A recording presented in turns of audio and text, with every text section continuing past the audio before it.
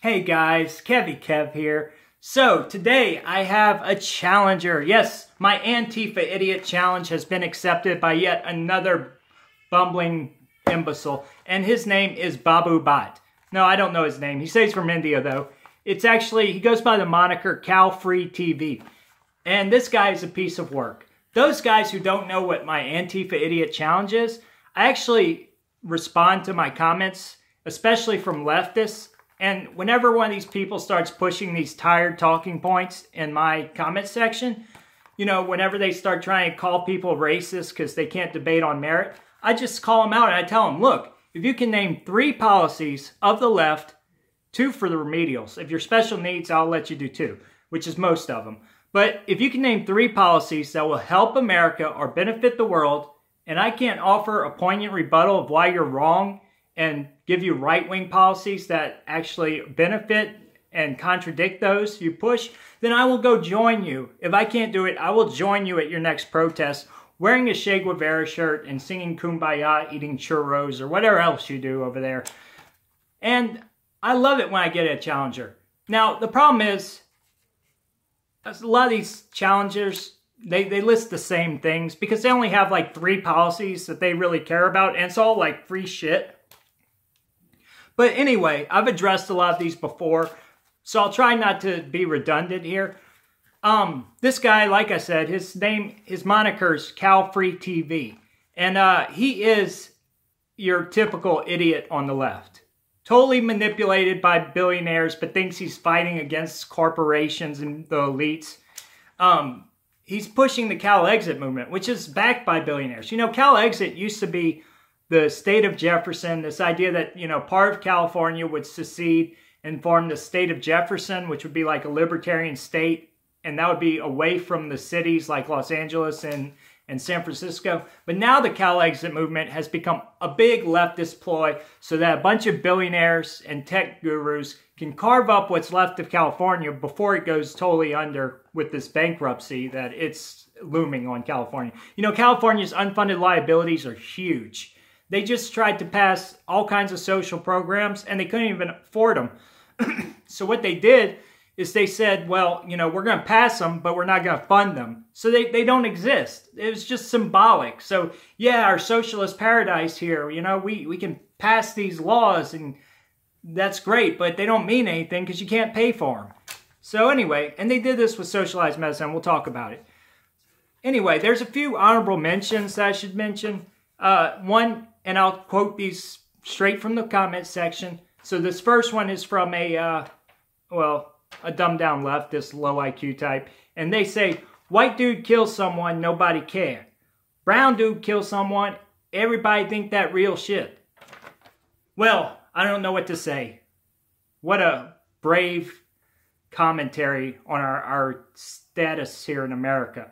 You know, the fact is that everybody cares, idiot.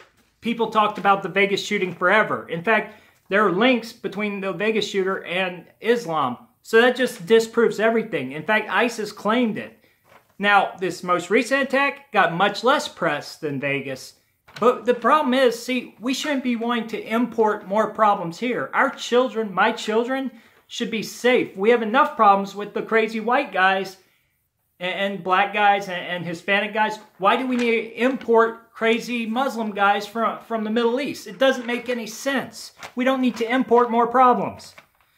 And the other honorable mention is Christian Western countries bomb people and torture people. 2.5 million homeless children here in America. Speak for itself. All right, 1, there's not that many homeless children in America.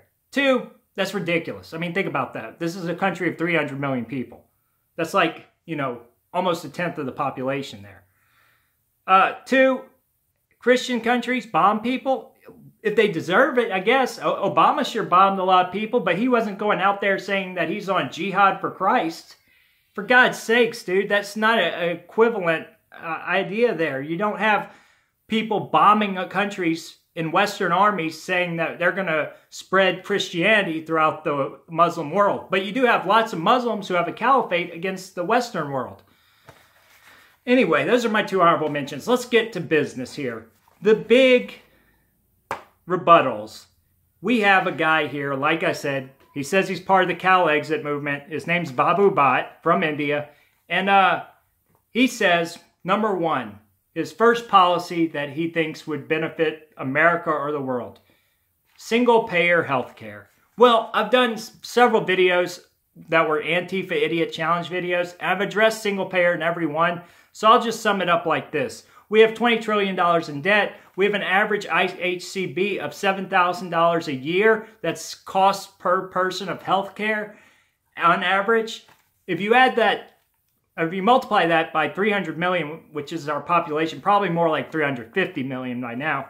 If you multiply that, and the numbers are just astronomical. There's no way we can pay for it. We do not have a white homogenous country that's the size of, you know, a small state like these European countries do. On top of that, we have a huge welfare state, more so than most of these Scandinavian countries.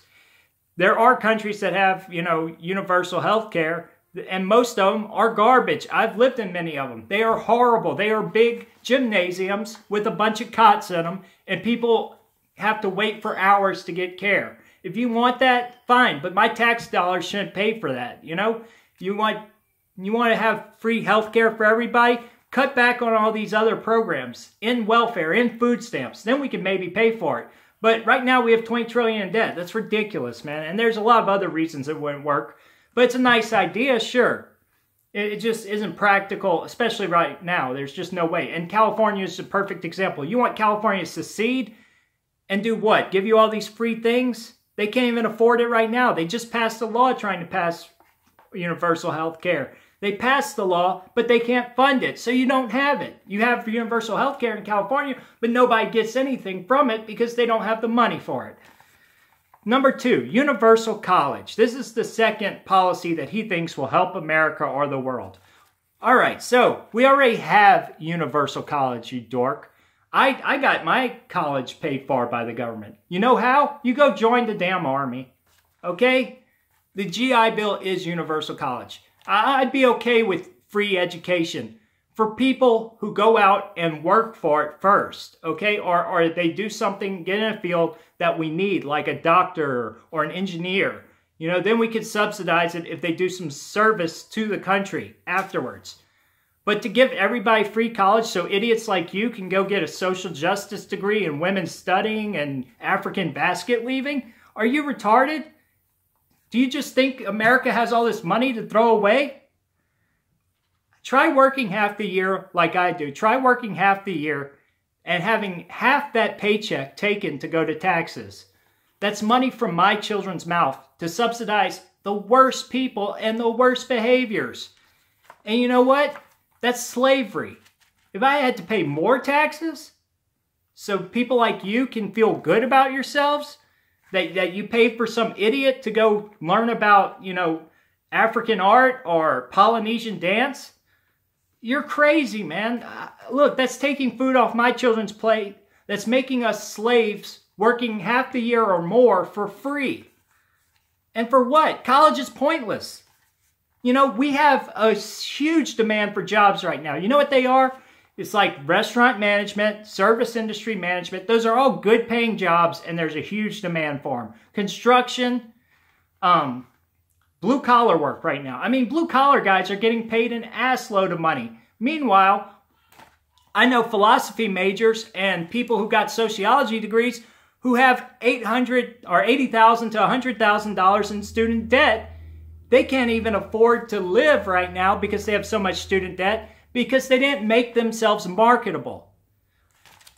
Meanwhile, like I said, the plumbers, there's people I know in HVAC. Those are some of the fastest growing groups of millionaires in the country. People who own small businesses doing blue collar work, and there's no shame in it. Look, if my girls don't become doctors like their mother, I'll have them go join the military or go start a business doing something like that, something technical, something where they produce a product or do a service that actually benefits society.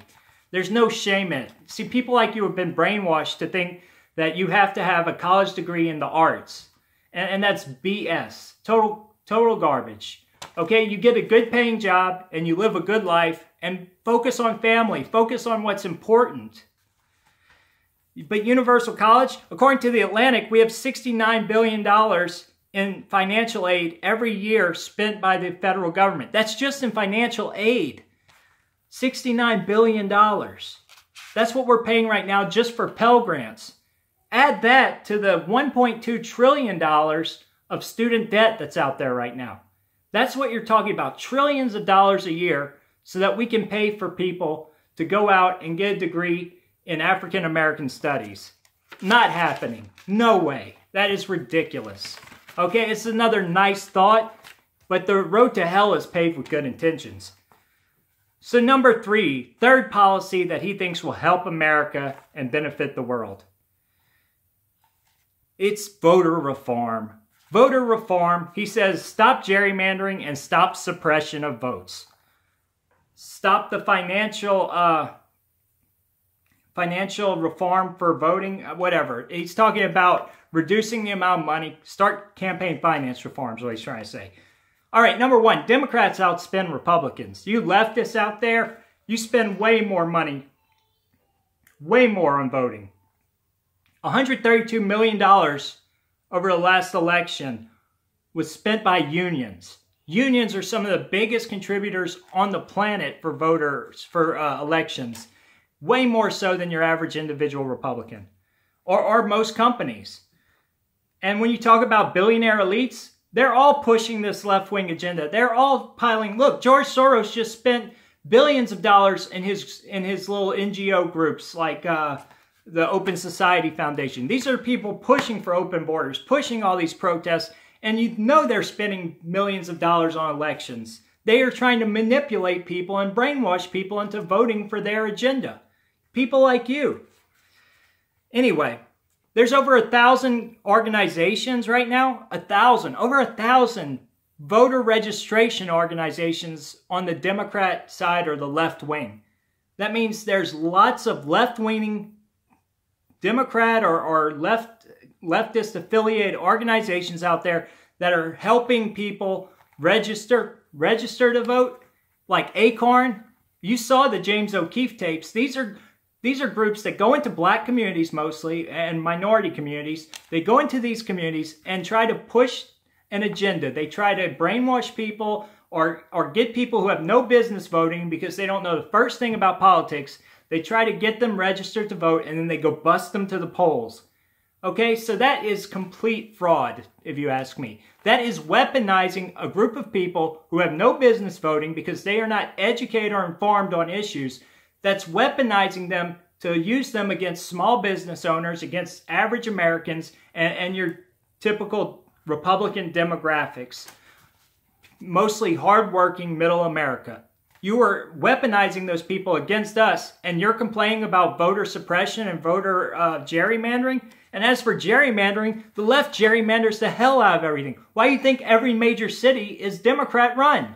If you want to do real districts and divide things equally, the left would never win an election again because we would have even distribution of those major urban areas throughout the states. And the state would fall, every state would be red, including your beloved California. You know, there's actual laws allowing non-citizens to vote in some of these cities now.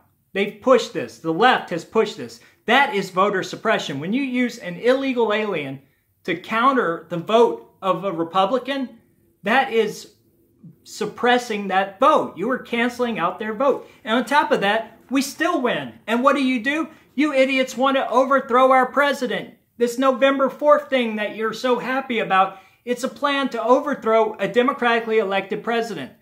That is the ultimate form of voter suppression. See, the Democrats, they call themselves the Democratic Party. Yeah, they're democratic until they lose, and then they become authoritarian and dictatorial, which is what they've always wanted. They want dictatorship of the proletariat. That's what the tenet of Marxism says. So yeah, they don't care about votes. They never did. They don't care about democracy. Anyway, you're red-pilled, you little bastard. I got you this time, and I'll get you again. Keep trying.